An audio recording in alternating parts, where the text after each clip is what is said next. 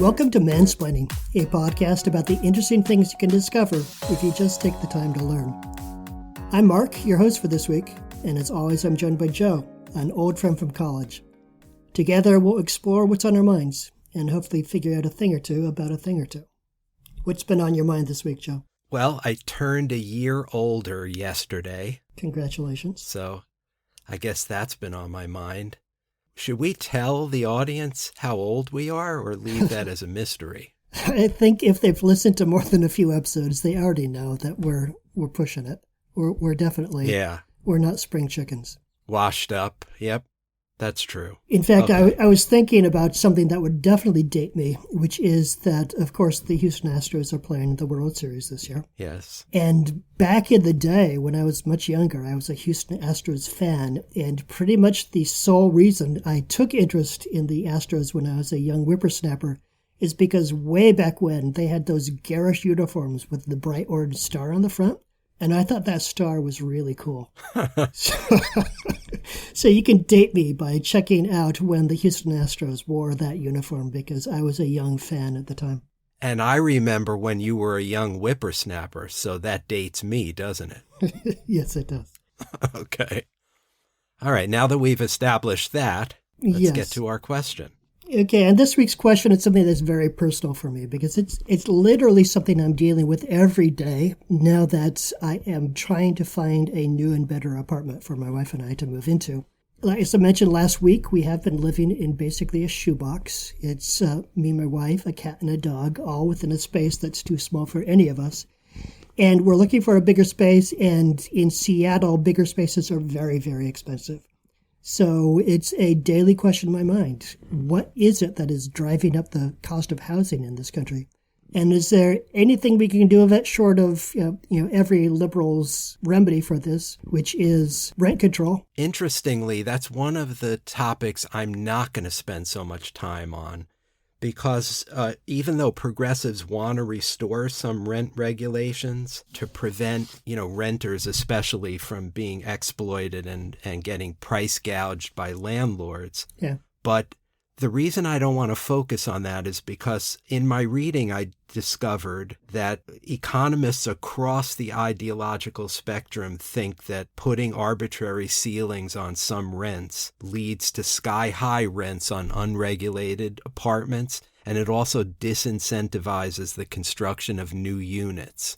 So that's not actually an item on the progressives' wish list, or progressives who've been paying attention to economists, at least. So let's put that aside. But generally speaking, I almost feel like I need a mea culpa at the beginning of this because usually my presentations are very focused on the particular question.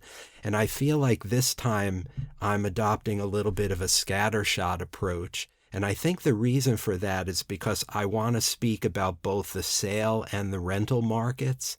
And that makes things more complicated because owners and renters are not the same. Mm-hmm.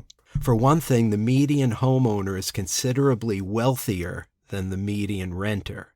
So we should be careful not to equate the difficulties experienced by the two groups. But the crisis of affordable housing that your question raises is real and chronic for both groups. And there are a lot of commonalities between the homeowner whose mortgage is underwater and the renter who can barely keep his head above water.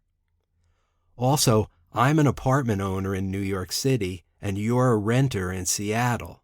Because I don't want to exclude either situation, I'm going to go back and forth between the two throughout this presentation, even though referring to them interchangeably will occasionally be imprecise.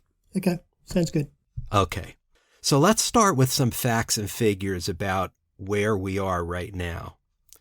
The national home ownership rate, that's the percentage of total housing stock in the USA that is owner-occupied, has been hovering between 64% and 67% for the past few years. It's slightly lower in the Northeast and the West, and it's slightly higher in the South and Midwest. So roughly 2/3 of households are owner-occupied, while 1/3 is renter-occupied. The homeowner vacancy rate, and that's the percentage of housing inventory that is vacant and for sale, is very low right now. It was only 0.9% in the first quarter of 2021. So housing demand is sky high, which leads to higher sale prices. Home prices jumped 13.2% in March of 2021 alone. As you might expect, the home ownership rate for people aged 65 and above is nearly 80%, while for young adults under 35, it's about 38%. Housing costs vary depending on where you live, but according to U.S. Census data, the median asking sale price for a vacant home in the U.S. in the second quarter of 2021 was $238,600. I have to laugh at that because $238,000 would not even buy you a shoebox in Seattle. Yeah. By comparison, the average price of a single-family home in 1940 was $2,938. Wow. Adjusted for inflation, it's $30,600. So to go from $30,600 to $238,000, we've seen a nearly eightfold increase in the last 80 years. Yeah, wow. Buying a home, if you can afford to, remains a solid investment for most Americans. Despite renters occupying only a third of the housing stock, there are more renters in the USA today than at any point since 1965. That's a side effect of the housing crisis caused by the Great Recession, from which our country still hasn't fully emerged. The median asking rent for vacant rental units in the U.S. in the second quarter of 2021 was $1,228. Nearly two-thirds of renters are young adults. As you might expect, Black and Hispanic households are twice as likely to rent than are white households. So it's 58 and 54% respectively for Black and Hispanic households and 28% for white households. According to the Pew Research Center, 72% of renters say that they'd like to own a home someday. But owning a home is out of reach for millions of people. A different survey of millennial renters showed that 63% of those who plan to buy a home had no down payment savings whatsoever. Yeah. And that was my story. I started working shortly after graduating college. Though I held decent paying jobs pretty much continuously throughout my 20s and into my 30s, I was unable to save the kind of money necessary to buy a house or apartment. Not even close. Instead, I rented a few apartments, either with roommates or alone, and because I was living in the New York metro area, my rent was a substantial percentage of my monthly salary. It wasn't until I was fortunate enough to meet the woman who became my wife that I was in any position to own a home. And that's only because she had been left a modest nest egg by her maternal grandparents that got her through graduate school and left just enough for us to make a down payment on our first apartment the year after we got married. Wow. For millions of Americans, home ownership has been the primary driver of household net worth.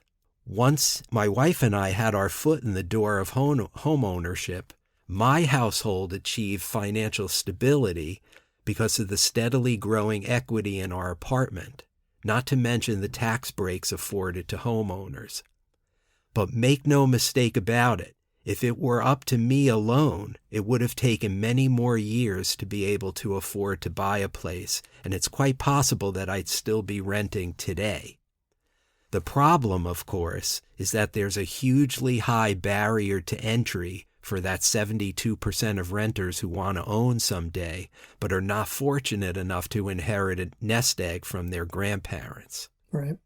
And often the calculation isn't simply economic. Like Sonia and I have gone back and forth on ownership over the years. We've been in Seattle for just over 20 years now. And it's always gotten down to partly the economics of the situation. A nice home here would cost us somewhere in the area of $1 million. So that's something that's a big pill to swallow. But also there's the fact that you're tied down to a 30-year mortgage, and you may not find it easy to get out from under that if your circumstances change. And, for instance, we decide to move back to Chicago so that Sonia can be closer to her family. Like, it never was an easy decision to make, and so we just never made that decision. Right.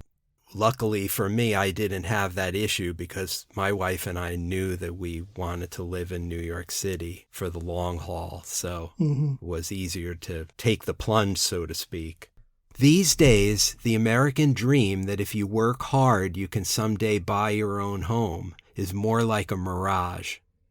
The sad truth is that wage growth for most Americans has been stagnant for decades.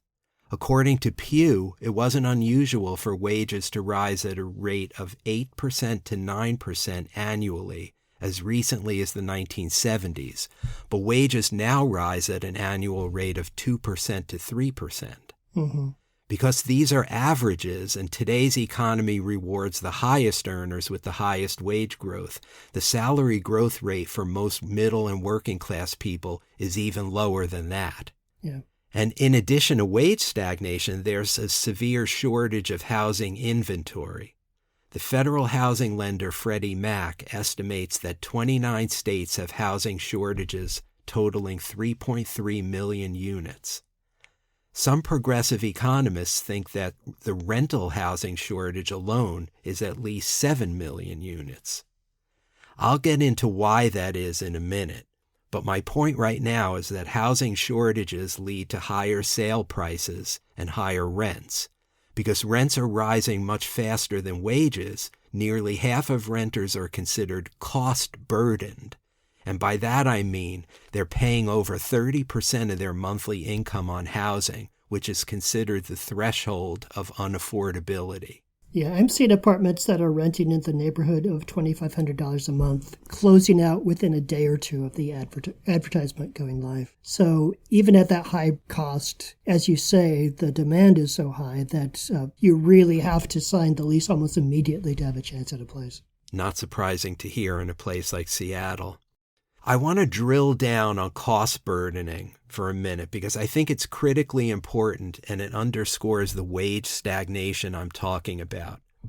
An analysis of U.S. Census data from 1960 to 2014 shows that inflation-adjusted rents rose by 64% in that period, but real household income increased by just 18%.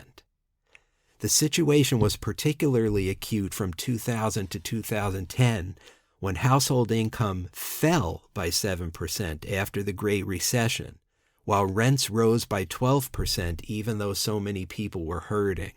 As a result, the share of cost-burdened renters more than doubled between 1960 and 2014, from 24% to 49%. And for renters with incomes in the bottom fifth of the population, the percentage that are cost-burdened has exceeded 70% since the 1970s. Think about that. Half of all renters and 70% of low-income renters, the people who can least afford it, are paying more than 30% of their monthly income on housing. This phenomenon is true basically everywhere in the country.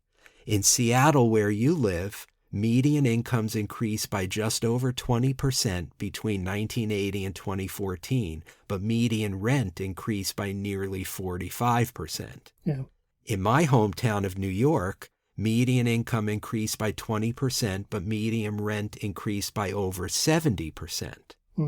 There are only 3 urban areas in the entire U.S. where household income kept pace with rent, and they're all in the Southwest: Las Vegas, Nevada, Phoenix, Arizona, and Austin, Texas. It's an overly simplistic formulation, I know, but it's nonetheless true that for the past half-century, rising prices for owning and renting plus stagnant wages equals an affordable housing crisis. What's responsible for that crisis depends on who you're talking to. The real estate industry and many right-leaning and centrist think tanks point to the Econ 101 answer of an imbalance between supply and demand in the real estate market. It's important to understand that the demand for housing is inelastic, meaning that it isn't much affected by a change in price.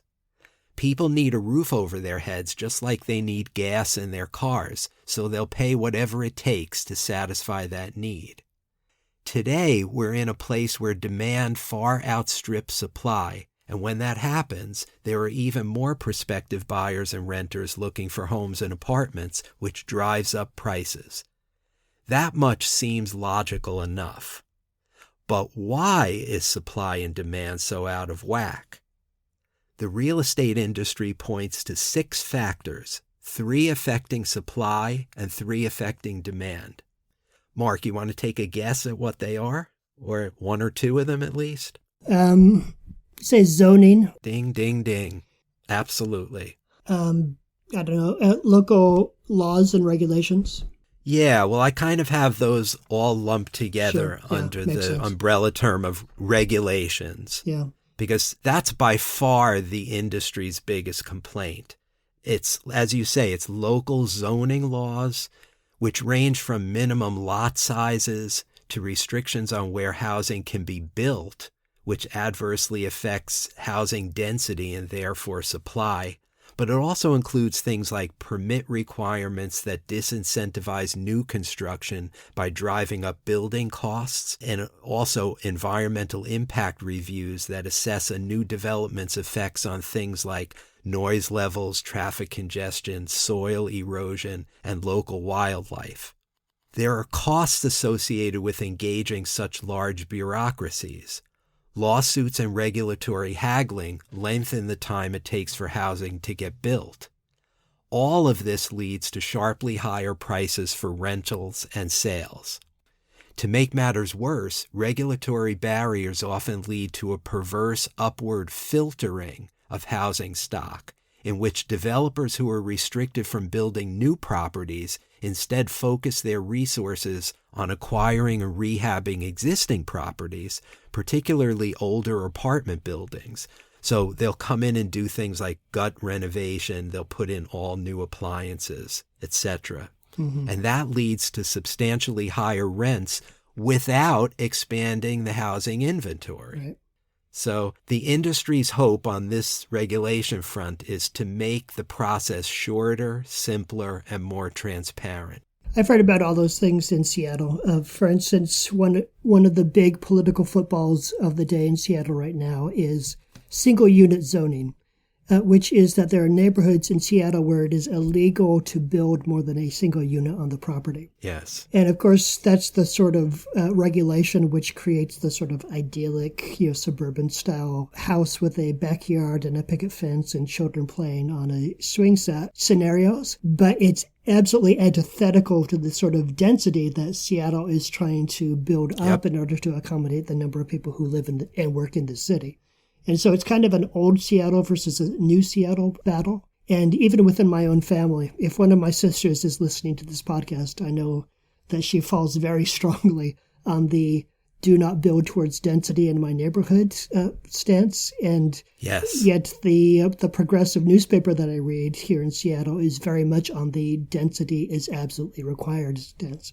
So it's a very thorny issue with lots of people finding different things to disagree about. Yes, it sure is. And I'm going to say a lot more about single unit zoning in a few minutes when we get to the disputes that are playing out on the local level. But let me finish my real estate factors for affecting supply and demand. There's also construction costs. This is often a side effect of the strict regulations that I just mentioned, but it also reflects the political climate as it pertains to tariffs placed on construction materials. Former President Trump raised tariffs from 10% to 25% on Chinese steel and so-called finished materials like wood panels and flooring.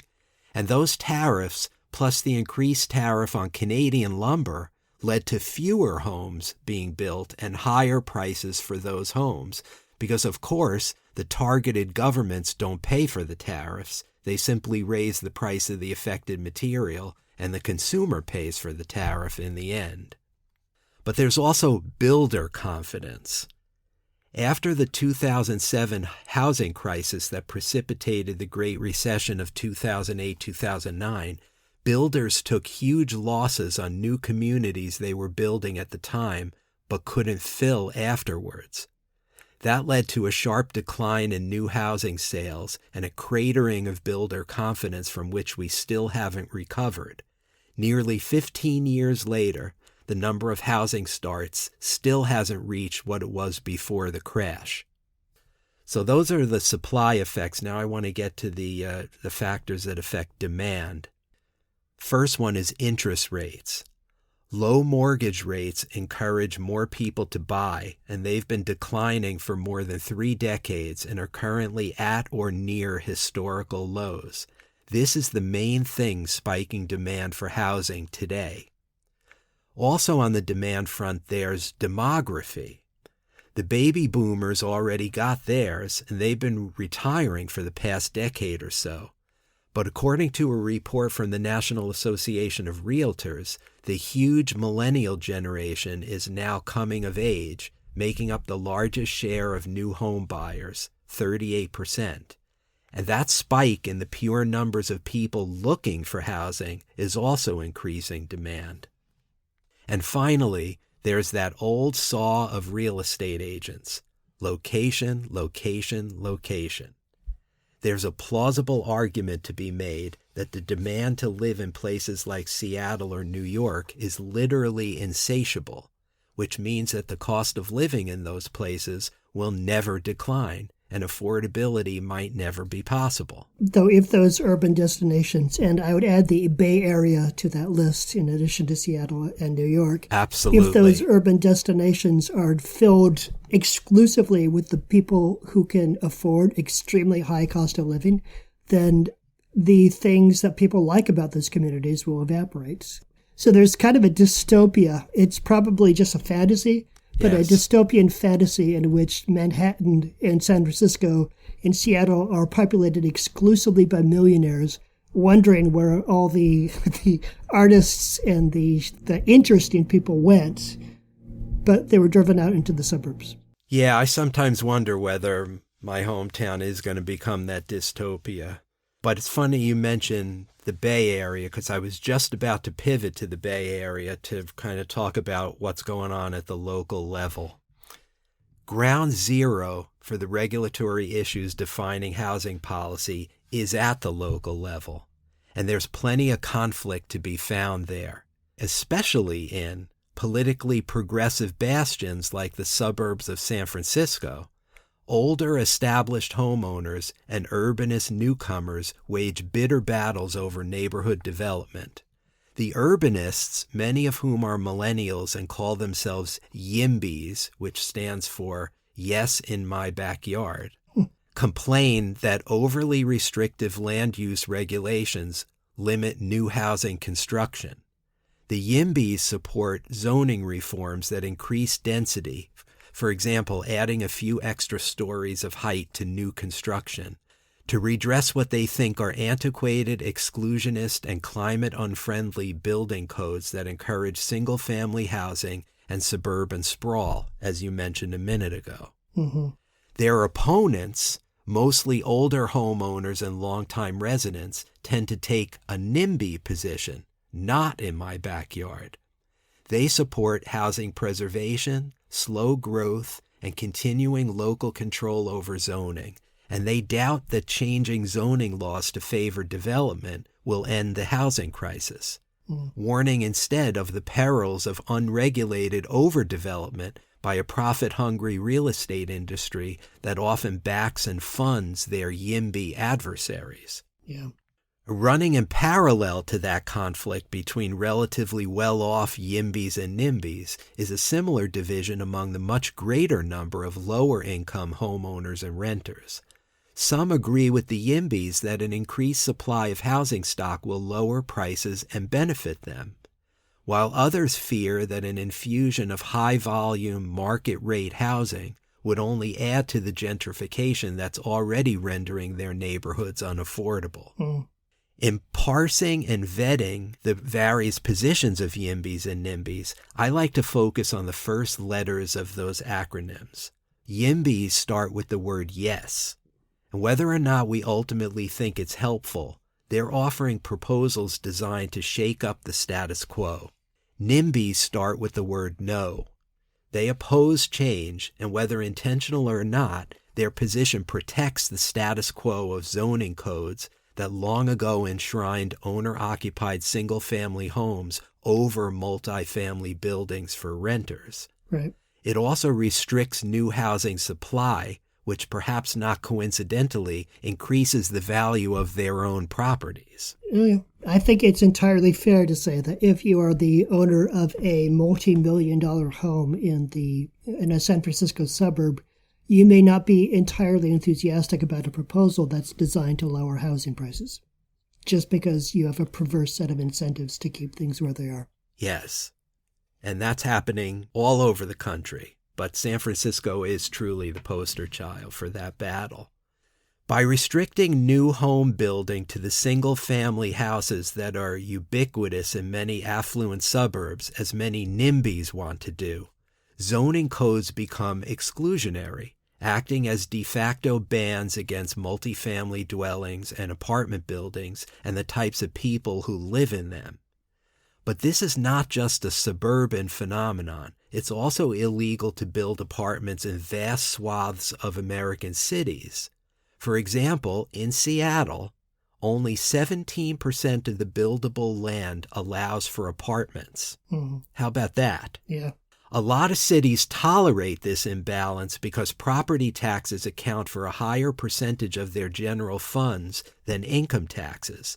So, by allowing the proliferation of market-rate apartments and the conversion of below-market units to market-rate units, localities see their property tax receipts balloon. And all that said, though, I don't want to leave the impression that the central fight is between YIMBYs and NIMBYs, nor do I want to leave an impression that the real estate industry is the only faction with strong ideas about what must change. The real energy in policy circles these days is coming from the left. Many liberals think taxing and regulating big business so that more of its profits end up in the pockets of its employees in the middle and working classes is a way to address affordability, as is recalibrating the relationship between companies and labor unions.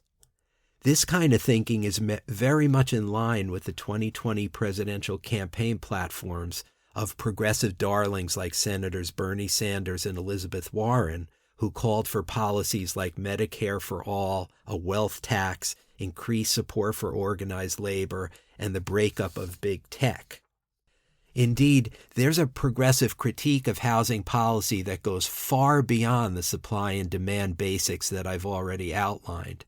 Progressives think that affordable housing sits at the nexus of the most important socio-political fights we're having today, including climate change and racial justice.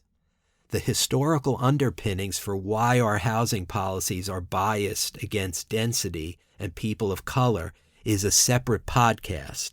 But suffice to say that white supremacy, overt racism, and classism would be major themes of that podcast. Progressives have their usual laundry list of policy prescriptions for how we can make housing affordable. First, they reject the neighborhood NIMBYism of wealthy property owners that too often argues against good new ideas. They want to end exclusionary zoning so that apartments can be built everywhere. There's a phrase called upzoning, which means changing zoning laws to increase density. Upzoning is happening all over the country. For example, Oregon passed a bill allowing duplexes and triplexes to replace detached houses in urban areas. And Minneapolis passed a bill allowing for denser development explicitly premised on undoing the racist zoning codes of the past. Some of these policies benefit developers by giving them more business, but it will come on the progressives' terms, with the landlord-tenant relationship balanced differently and an end to the irrational belief that the market can or will solve the problem by itself. Second, progressives want to see universally accessible public housing so that renters have other options besides private landlords. This involves reversing the trend of corporate involvement in the housing market and reintroducing public land ownership. From 2013 to 2015, corporations bought nearly $2 trillion worth of land and buildings in the world's top 100 cities. Families looking to buy homes can't compete with corporate investors, but local governments and community organizations can use their collective buying power to repurchase housing stock. There are examples of highly functioning large-scale public housing systems. The Netherlands has a robust system that accounts for 32% of its total housing supply and 75% of its rental market.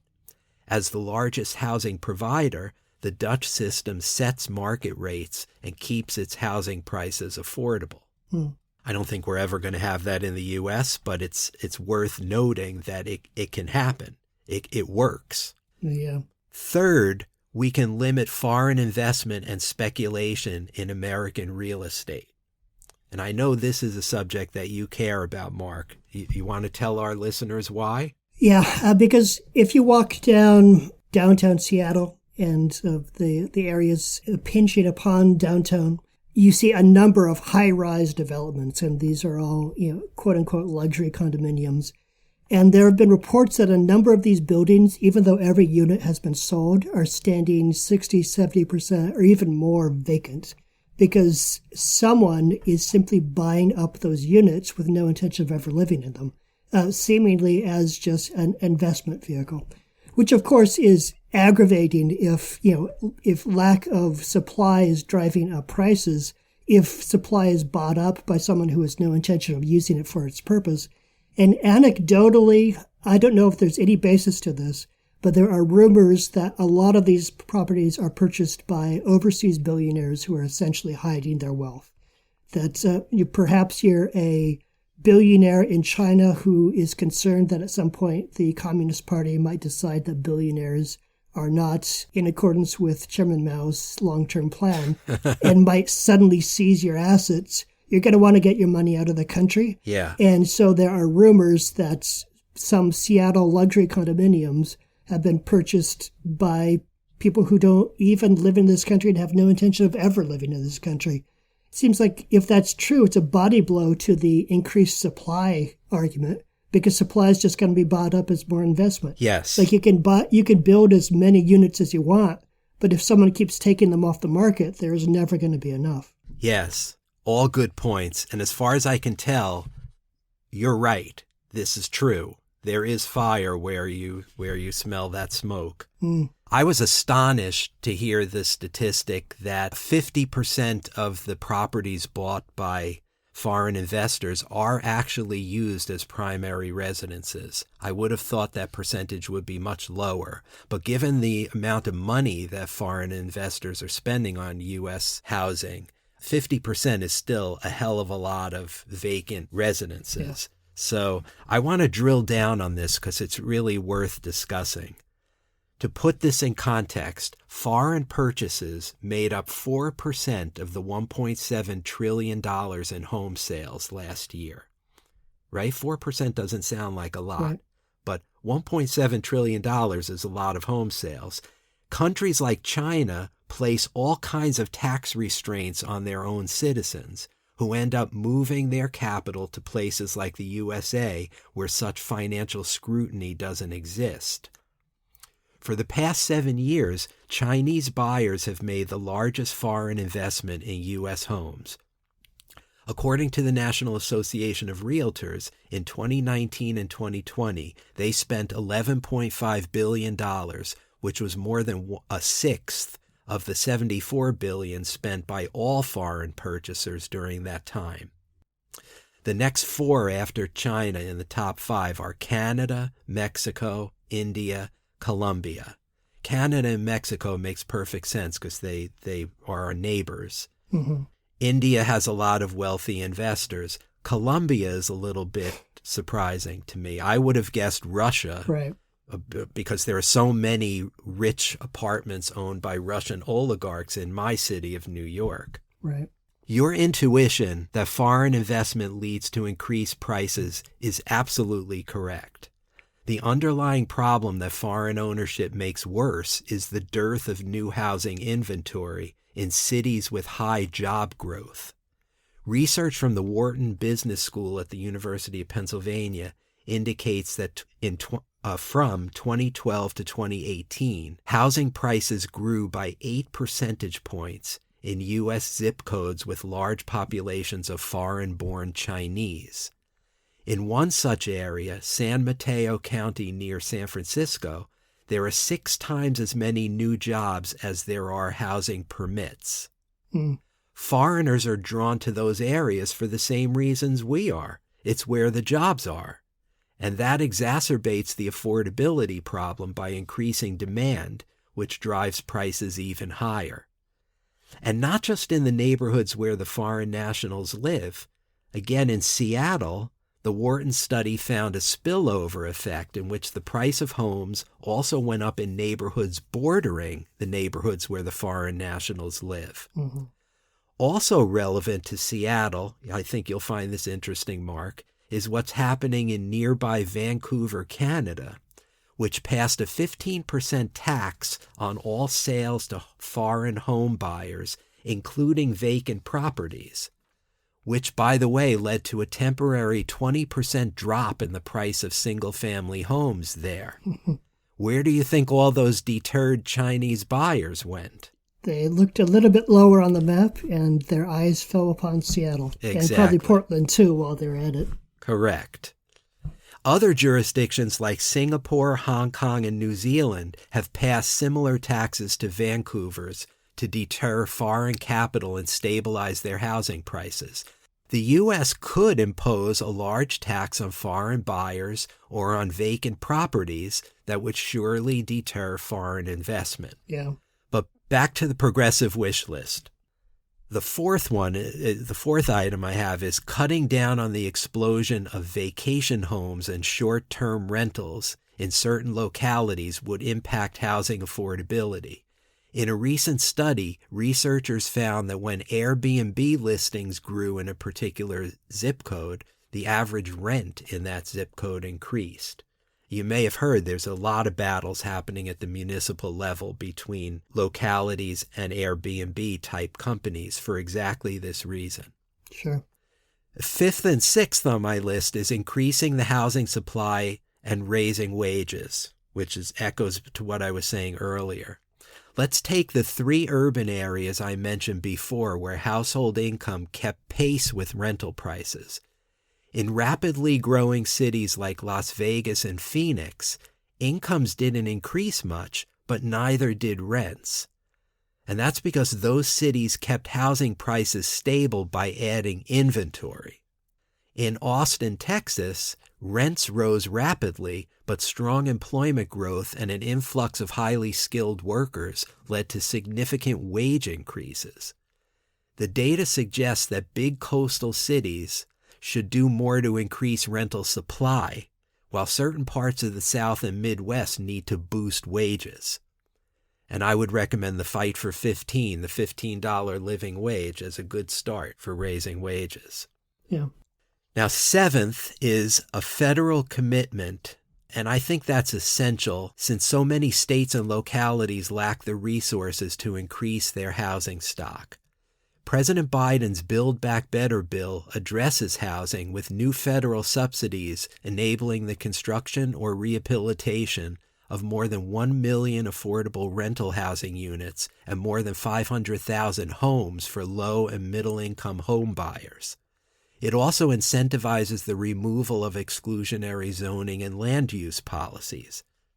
Now, of course, it remains to be seen whether these housing proposals make it into the final bill, which at the time of this taping is still being pecked away at by the corporate shills in Congress. Right. I checked the New York Times today, Mark, and it sounds like most, if not all, the housing provisions are still in the bill. So cross your fingers that it makes it across the finish line. Yeah. But I think what's clear from this is that most Democrats seem willing to put our taxpayer money where their mouths are. Are you sure, though, that it should be at the federal level? Because certainly the feds can operate at much larger scale than state and local can. But also, I think one thing that we have seen to be the case in the federal government is that it changes hands between progressives and conservatives so frequently that it's hard to maintain a long-term strategy on anything. Whereas with Seattle, if it's something that's passed by the city council, that's a pretty solidly progressive body, and it has been for quite some time. So I would imagine that cities, like major cities, and sure, maybe this is out of sight of smaller communities, but a Seattle, a San Francisco, a New York, a Chicago, those councils should be able to come up with a community housing plan just for their own locality. And maybe that would, in fact, have a 10, a 20, even a 30-year runway, whereas I would expect anything that goes through under President Biden might get rolled back 4 years later. Yeah, your point is well taken, but I think what progressives are advocating, and I'm agreeing with, is a large federal commitment above and beyond what states and localities are already doing, only because the feds have the money muscle to put behind it, whereas so many cities and states are damn near bankrupt, funding pension obligations and other Medicaid costs and stuff that leaves really very little resources to devote to affordable housing. So I think it's got to be both. True. But finally, we need to reverse the common denominator of all these housing-related problems, which is the rampant income inequality that has taken hold in our country since the 1970s, the worst since the Gilded Age at the end of the late 19th century. Richard Walker, a professor of geography at UC Berkeley, points out that the last time a huge amount of working-class housing was built was in the years after World War II, which, not coincidentally, was, quote, the most equal time since before the Civil War, end quote. Broad-based income growth in the U.S. and the widespread prosperity created by it ended in the mid-'70s, which is also when we stopped investing in rental housing and kicked off 5 decades of underbuilding. Between the 1970s and the 1990s, the ratio of new apartment units built for each new American increased from 1 in 4 to 1 in 11. That time also coincides with the Reagan era and the right-leaning policies that undermined unions, cut taxes for the rich, and prioritized management over labor and corporations over people. The political pendulum is slowly swinging back. And I've just outlined things we can do to address the housing crisis that we created. The big question, as always, is whether we have the national will to do what needs to be done. Yeah, I hope that some of these progressive ideas take hold, because really it's a situation that's already bad and is getting so much worse. I was reading a little while ago that the median house price in Seattle over the last year went up 25%. Yeah. And that was not recovering from the prices going down the previous year. They had been rising every year prior to that. And so at some point it just becomes you can't afford to live here anymore. And maybe that is the outcome. Maybe my story and Sonia's story is that at some point we can no longer afford Seattle and we'll simply move. And I do not want to live in a country where I can't afford to live in a city because I'm not a millionaire. Yeah. Well, I hope for your sake that doesn't happen. And we'll see. As I said at the end, the political pendulum moves slowly, but it definitely swings from side to side. And we're leaving 40 years of conservative hegemony and moving somewhere different. Yeah. So that someplace different could conceivably include affordable housing for many, many people. It might. Yeah. And it would start with Build Back Better next week if the housing provisions are in that bill. Okay. Fingers crossed. Yeah. But thank you for taking me through this. Sure. A lot of it was frustrating and discouraging, Yes. but it was educational and enlightening. So thank you. So do you have a question for me for next time? I do. And I'm going to start it this way, Mark. November 22nd, 2012 was a day that changed my life. Does that sound intriguing? Very much so. Okay. Now, November 22nd, 2012 was the day I started using Spotify. I had attended a concert a few days before, and I wanted to re-listen to some of the songs I heard at that show, but I didn't have them all on CD, So I logged into Spotify and I started compiling a playlist, which slowly morphed into a much larger collection of all my favorite songs. That playlist, to which I gave the original title of Joe's Music, now has 1,431 songs in it and takes 89 hours and 41 minutes to sit through from start to finish. Which I hope you do like once a year in a marathon session with no sleep, just 89 solid hours. I don't always go from start to finish, but I listen to that complete playlist more than once a year. Wow. I'm really into and addicted to Spotify. So it's fair to say that I've never looked back since that fateful day. I still have a few hundred vinyl LPs and singles, as well as hundreds of CDs in my music collection. But not only do I never play them anymore, I hardly even look at them. Spotify has completely changed the way I consume music. So here's what I'm wondering, Mark. What are streaming services like Spotify doing to the music business? I'm interested both in whether the music streaming business model is sustainable, but also I'm interested in how streaming has affected consumers. Okay. So we'll be talking about Steve Jobs and iTunes next time. I look forward to it. All right. So that's it for this week. If you have any thoughts on this episode or would like to leave comments on previous episodes, we do have a Facebook page. You can find it at Mansplaining Podcast. And I hope you come by, give a like to the page, and leave a few comments. You can pose a question there, and that could form a future episode of this podcast. If you'd like to help other people discover this podcast, the best way to do that is by leaving us a rating. You can do that on iTunes or Spotify or wherever you get your podcasts. So that's it. I appreciate that you came by and gave some of your time for us. Thank you for joining us in our exploration of this topic. I'm Mark. That was Joe. And we hope to see you again next time. Talk to you next time. That's it for this edition of Mansplaining. Mansplaining is brought to you by Joe and Mark and nobody else. Thank you for hanging out with us for a little bit, and we'll see you next time.